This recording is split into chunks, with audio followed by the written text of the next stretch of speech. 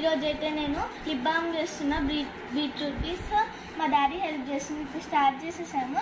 దీనికి కావాల్సింది ఏంటంటే బీట్రూట్స్ ఇంకా వ్యాస్లిన్స్ చిన్నవి దొరుకుతాయి కదా షాప్స్లో, అవి. ఇప్పుడు మనం ఏం చేయాలంటే బీట్రూట్ని పీల్ చేసి దీని రసం తీసుకోవాలి. గాయస్ ఇప్పుడైతే మా డాడీ పీల్ చేసేసి దీన్ని జ్యూస్ లాగా చేసిండు. ఇప్పుడు ఇది పొయ్యి మీద పెట్టాలన్నమాట. దీంట్లో మనం ఆయిల్ ఇంకా విటమిన్ ఈ క్యాప్సూల్ వేయాలి. ఇప్పుడు ఇది చల్లారి పెట్టాలంటే స్టవ్ నుంచి తీసి. ఇప్పుడైతే నేను వ్యాస్లిన్ వేయబోతున్నా. ఒక స్పూన్ సరిపోతుంది. బ్యాక్ సైడ్ నుంచి వేయాలి.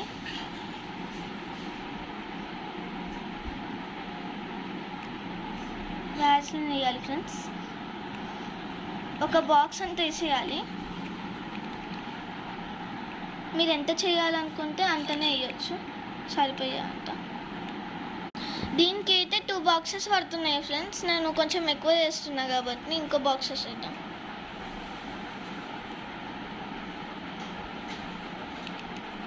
ఫుల్ వేసేయాలి 2 బాక్సెస్ వ్యాస్లిన్.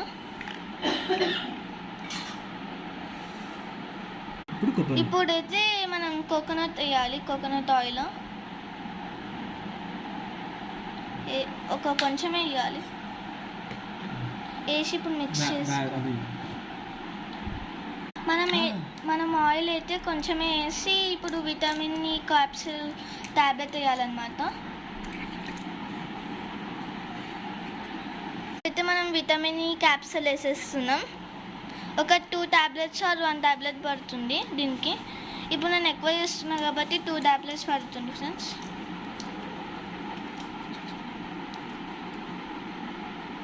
ఇప్పుడైతే 2 టాబ్లెట్స్ వేసేసి నేను మిక్స్ చేయబోతున్నా.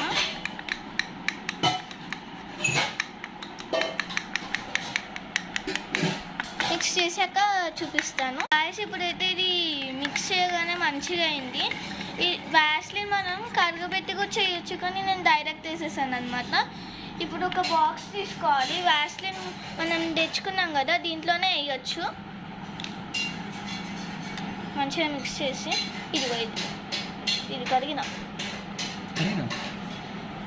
చూడండి ఎంత మంచిగా అయింది కదా, పల్సగా.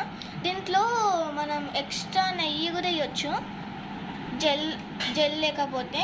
కానీ నేను 2 వేసాను, స్మూత్గా ఉంటుంది కదా నెయ్యి, అందుకే. ఇప్పుడైతే మనం పొయ్యాలి. గాయస్ ఇప్పుడు ఇది అయిపోయింది. ఫ్రిడ్జ్